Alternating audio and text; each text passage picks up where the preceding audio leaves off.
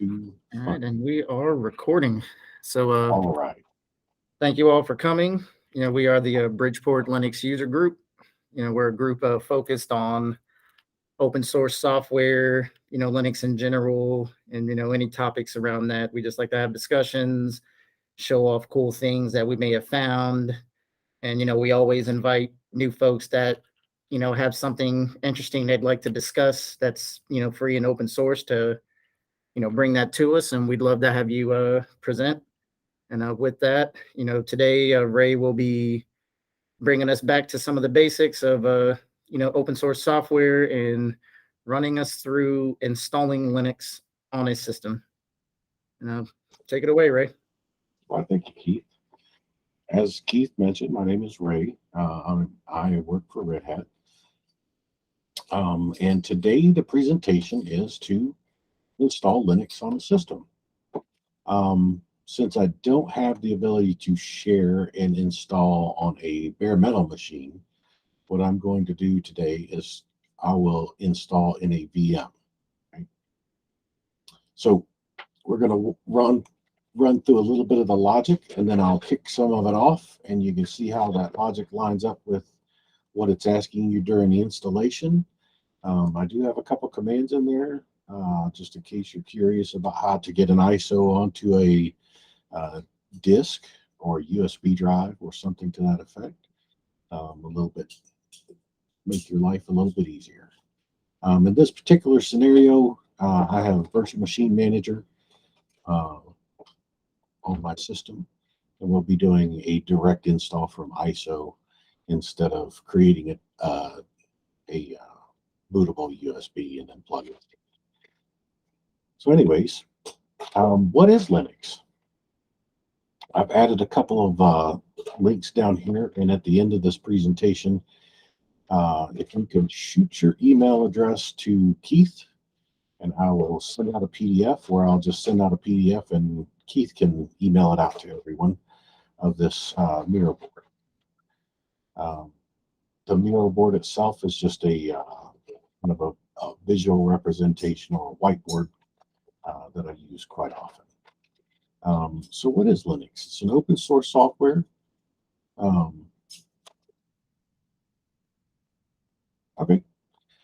It's an open source software. It runs an operating system. So what do you need to get going? Well, the first thing you need to do is make a decision. Decide which one you want and download it. Right? And here I've added a couple of these cards for a couple of the different versions that are fairly significant versions in the free and open source community, Fedora and Ubuntu. Down here below is a list of others, no less important, any of these down here, but worth a shot. There's also a couple of other ones that I wanted to call out, like Kali. It's a little bit more advanced of an operating system. The base installation isn't so much more advanced, but the things that some of these do can get fairly advanced. All right. So what do we do whenever we've got the media and it's here on our system? We've downloaded it. We click through, and in this previous phase, we've gone down here and we've clicked on that, downloaded that ISO from their website. Now what do we do? How do we get it there? Right. If you're building your system on a VM and you can boot directly from ISO, you don't necessarily have to do anything. But if you want to make this a media that you can move, you want to first identify your USB drive so that you don't overwrite any of your other systems. Maybe I should have plugged in my USB drive before.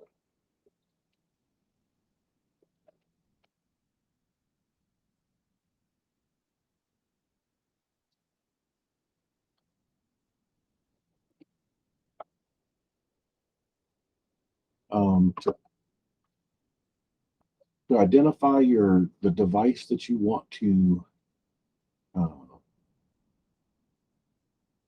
to identify the device that you want to put your removable media on.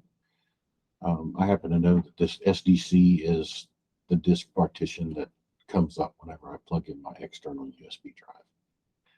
So I would take that information and I would add it to my DD command from my downloads.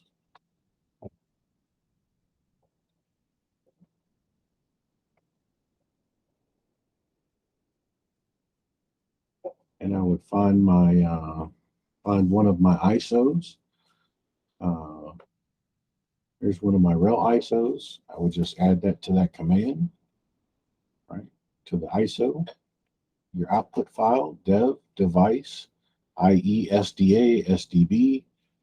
When you do that particular ls block command, you want to make sure that you are selecting the right USB drive, right? You don't want to overwrite your SDA or your SDB. You cause yourself all kinds of heartache. For a Windows system, I've added, there is a nice little how-to on this Drive Easy on how to create a USB a application so that you can move ISOs over to a removable media. So what do you need? What do you need to run the system, right? Each one of these OSs has a specific set of requirements. Sometimes they're fairly close or matched fairly evenly, and you go there and you decide, you know, how much CPU, memory, and disk space you need to run each one of these for your systems. And when is this really important? So if you're running on older hardware, this becomes more important. The CPU, memory, and disk, as sometimes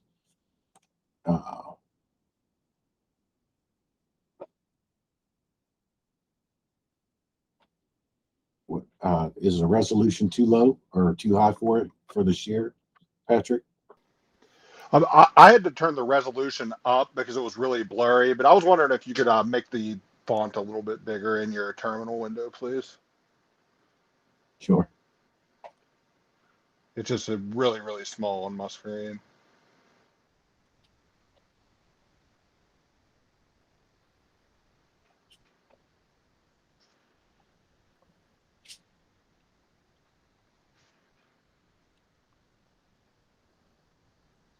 Maybe.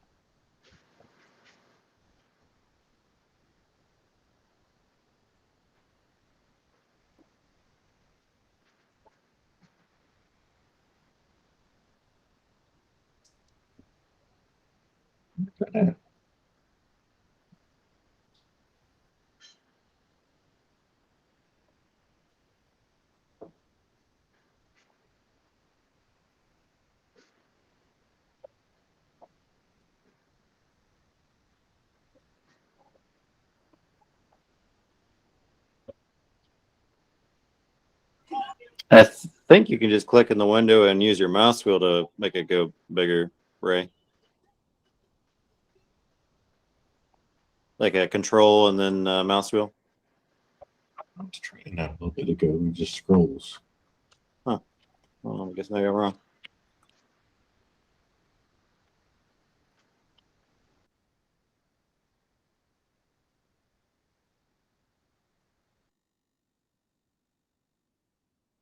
Where is the font size?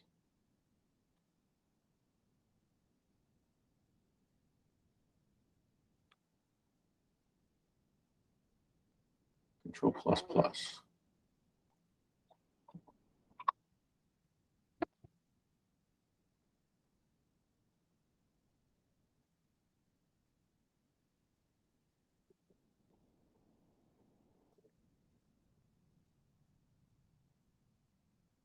Nope.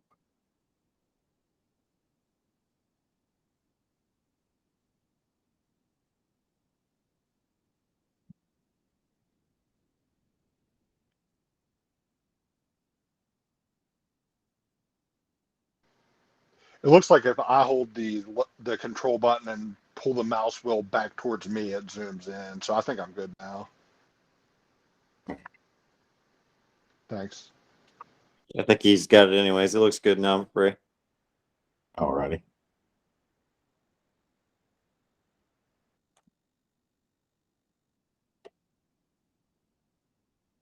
All right. So if you're identifying, you can also do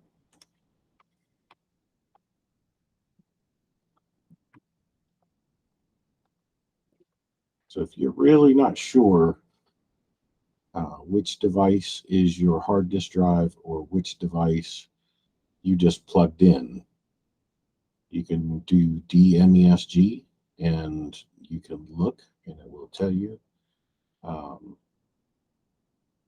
that your USB device is. Unplug this one, plug it back in.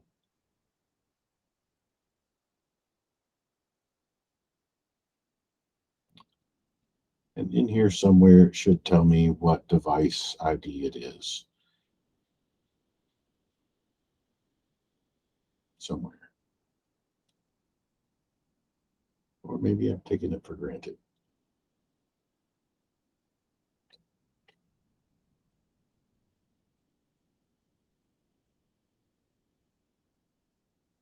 But anywho, we'll not get sidetracked with that.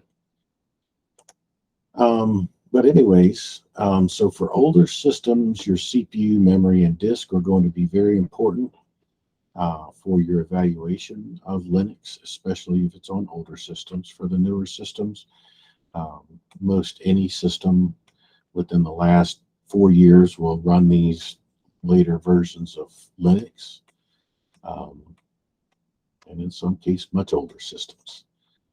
So now that you have your system requirements identified, you've got the OS that you wanted downloaded, you burnt it to USB, got the systems identified, you have some boot options, some installation source options, right? You can do it from CD, DVD, you can do it from the hard drive if you choose.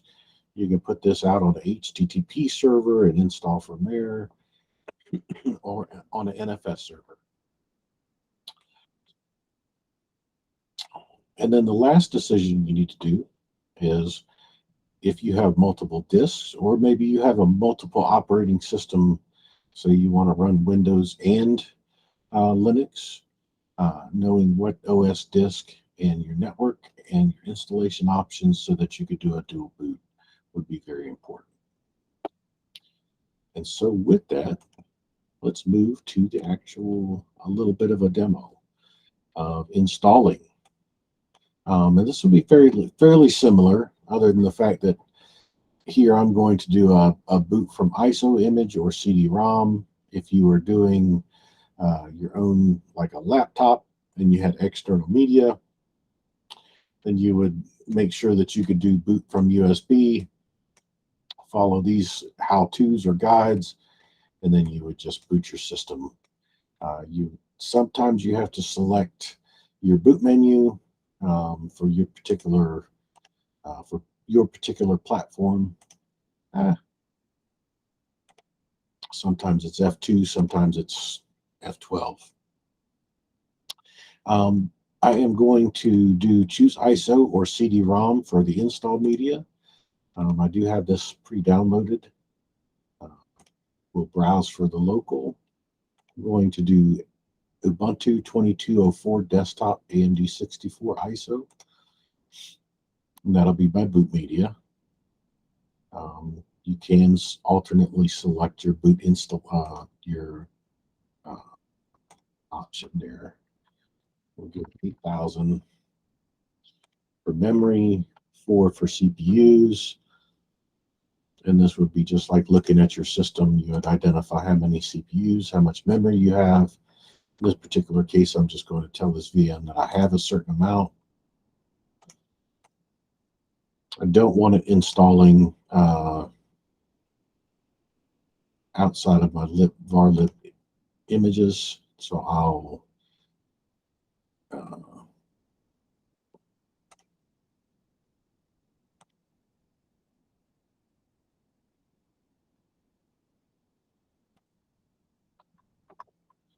give it 40 gigs. If this was a long lit VM, you could choose more space if you needed it to. You could make a network selection. This would be where you would do your back VTAP. In my case, it would make a external device to my Ethernet device, or you could bridge the Ethernet device, or like right now we're just doing NAT, so we'll get a 192.168.122 address. You could customize your configuration. So if you wanted additional disk drives, or you wanted to play around with RAID, or additional network interfaces, or any of those cool little things, you can customize it before you install. But I'm not going to do any of that. We're going to select the basic option for try or install Ubuntu. You could do OEM install if you wanted to, just like the other manufacturers out there do. We're just going to do try or install. This is going to come up with a little bit of a graphical interface.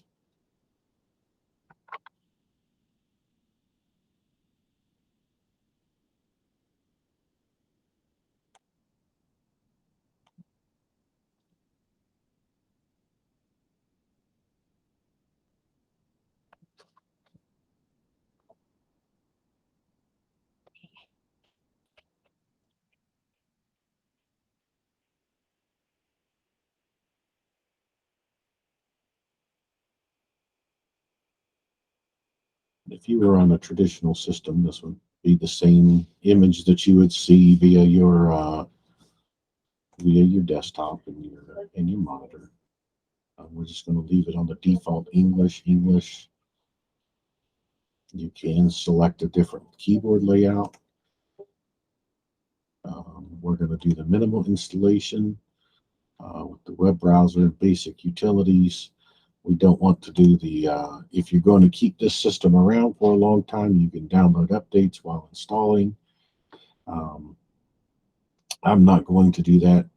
You could do a normal installation, which is the full-blown, gives you the Office software, media players, web browsers, so on and so forth.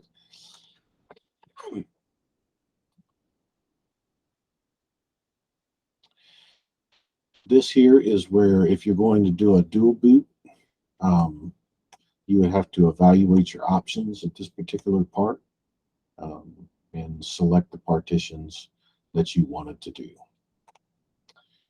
Since we know that nothing else is residing on this 40 gigabyte partition, I'm just going to go ahead and select erase and install. It's going to ask us a couple more questions about the time zone. Give it a little bit of information about the user.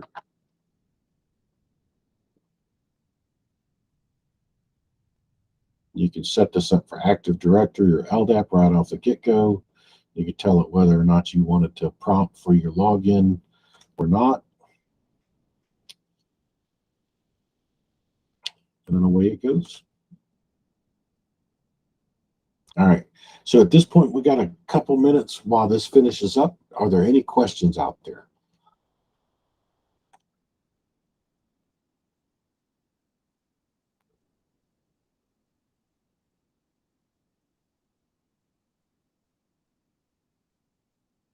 None?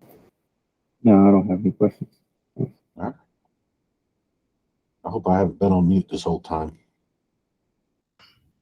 You were talking Yeah, all yeah. the time?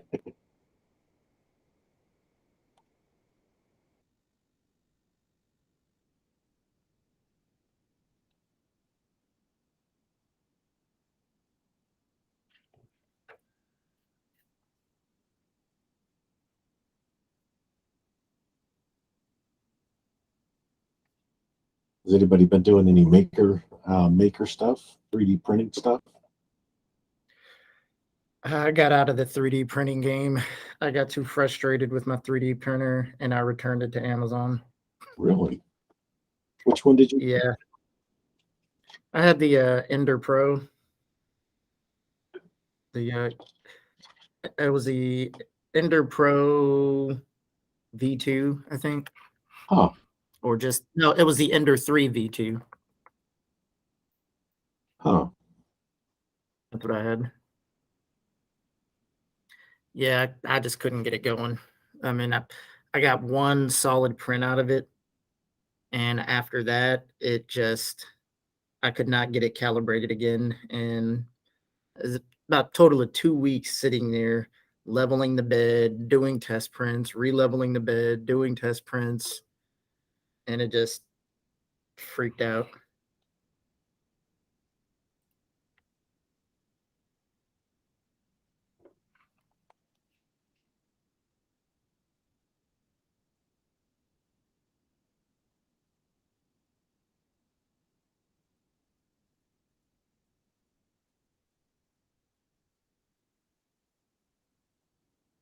Well, that's no good.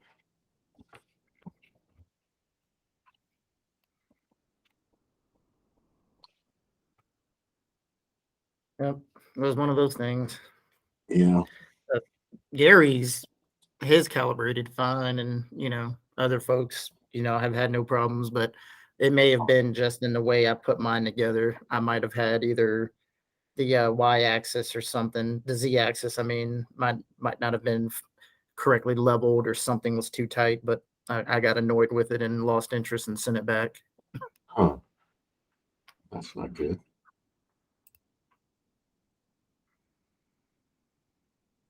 Is anybody, other than the lab that you got there, has anybody been doing anything cool in their home labs?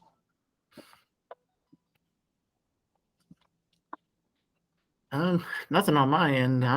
I need to actually upgrade mine because I'm still sitting on a Rev 4.3. I need to upgrade everything in my lab.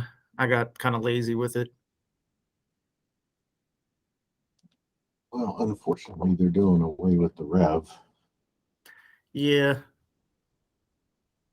I did get an opportunity to do some work with the OpenShift virtualization, or KubeVirt,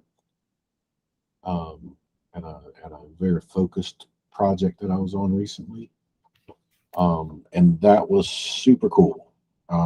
So they did ODF, OpenShift on bare metal with ODF as the backing store for all of the VMs. And that was pretty cool. We kind of briefly talked about trying to show that to some of the people that we work with, but some of the headwinds with management kind of got in the way, and then we had to actually get the pass through with the OpenStack environment and everything, and it was kind of more of a handle for more of a hassle than what the end benefit was going to be, I think. Yeah. Well, To answer your question on the other folks doing home labs, I do have a Red Hat 8 installation on a virtual machine. I use VirtualBox, and I load that as well as OpenShift code ready containers, running on those particular VMs. And with the developer channel, of course, I guess I got a pathway to Red Hat 9 that you've recently released. Is that I think with that developer channel you can get like 16 instances without having to kind of pay a license for it. Yeah. Oh, the developer channel is definitely the way to go. Yeah, that was great when they made that change to it, to be able to let more people, play around with it and use it and develop on it. Well, while we're talking about stuff or things that we want to see, I know that we've talked a little bit about ACM and we've talked a little bit about ACS and OpenShift. Is there anything else that you would like to see?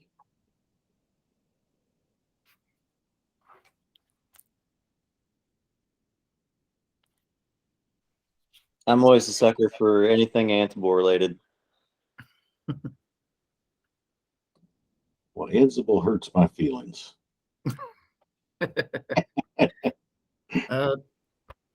For me, I'd really like to see like pipeline stuff in general, because I mean I've seen it a couple times, but I don't fully understand like pipelining and all the triggers and just I push something in the GitLab or GitHub or some other SVN, and a pipeline picks it up and does a whole bunch of black box to make things happen in the background. Uh-huh. So I'd like to see like a basics on that would be kind of cool. Just like some simple pipelining to, Like Argo CD, Tecton. yeah, kind of because I thing. hear those terms thrown out all the time, and I'm like, I have no idea what that stuff means. Okay. Let me talk to I work with a couple cool cats, Luke and Ben. Let me see if I can get them to put something together for pipelines. And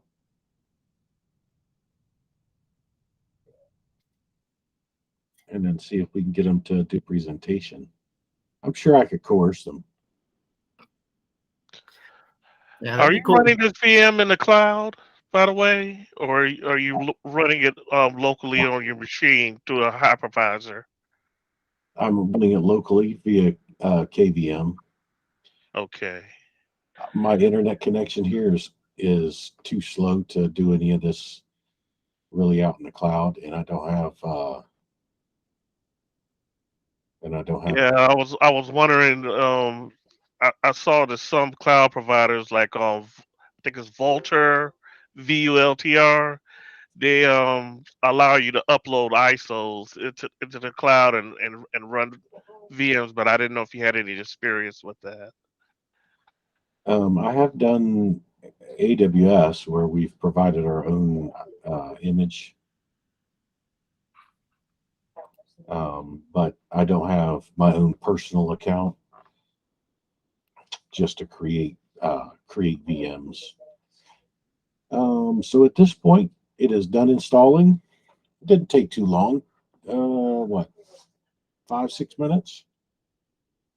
So the VM itself is sitting there. I don't know how long it'll sit here, but I'm going to tell it to force it off.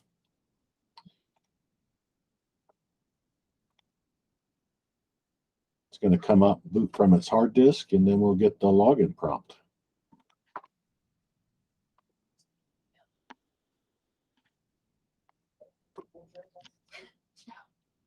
Watch it as it does its startup. And that's all there is to it.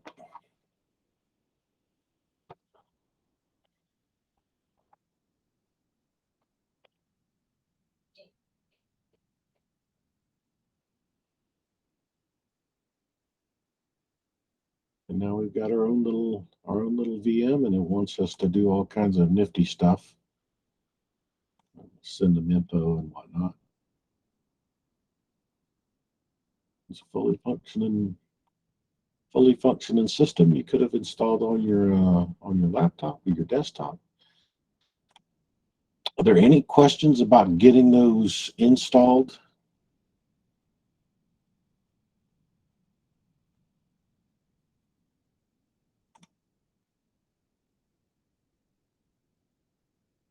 No. All right. So pipelines and Ansible. We'll see about. We got one of the guys that's playing with the AAP, Ansible Automation Platform. I haven't quite delved into that. I've been a little bit busy. Hopefully in the next month or two, I'll get to take a look at that. Maybe I could do a small presentation on how to hook ACM up with the Ansible, the AAP, and kind of kill two birds with one stone for Ben with that ACM discussion that he was having and the Ansible stuff. And then I'll talk to Luke and see if he can get on and do a basic GitOps Argo CD pipeline thing. I'll have to ask him before I volunteer him. But that's about it. That's about it for me. back to the basics. Yep. Anybody have any questions? You know, if you were following along, you know, was there something you were curious about or run into any issues? Anything like that?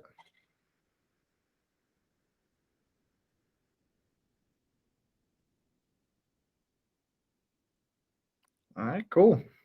No, no question. Well, nobody has any questions. You know, thank you all for attending. You know, we do this monthly. You know, we do take some breaks here and there around holidays, or you know, if we just don't have anyone to present, then we really don't present. You know, we'll scrub that month from the meeting. But you know, if you follow us on Facebook or if you're part of the Google Meetup group, I mean, not Google Meetup group, the Meetup group, you know, you'll see something come out there when something gets scheduled. So, you know, just be on the lookout, check your notifications, and we'll see you guys at the next one. Thanks a lot. Appreciate it. Thanks, guys. Thank you very much.